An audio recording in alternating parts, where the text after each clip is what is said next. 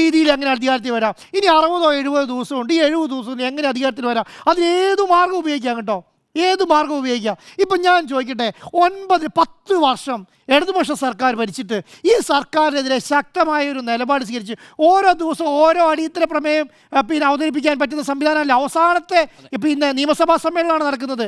മനസ്സിലായി, ഉമ്മൻചാണ്ടി ഭരിക്കുന്ന സമയത്ത് ഓരോ ദിവസവും ഓരോ അടിയന്തര പ്രമേയമാണ്. അഴിമതിക്ക്, സോളാർ വിഷയം, നമ്മുടെ ബാർക്കോഴ, എത്രയാണ് കടുംപെട്ടി ക്യാബിനറ്റ്, തണ്ണീർത്തട നികത്തൽ, എന്തൊക്കെയായിരുന്നു. ഓരോ ദിവസവും ഓരോ അടിയന്തര പ്രമേയമായിരുന്നു.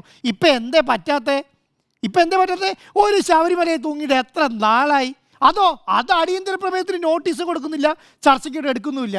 ഇത് എടുത്താനുള്ള പ്രശ്നം എന്താ അറിയോ?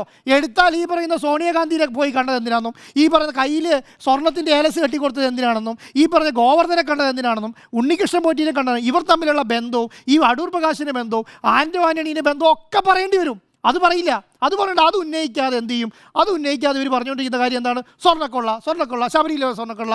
ഇതിവർ അവസാനിപ്പിച്ചു. ഇനിയെങ്കിലും ഇത് അവസാനിപ്പിച്ചിട്ടുണ്ടല്ലോ.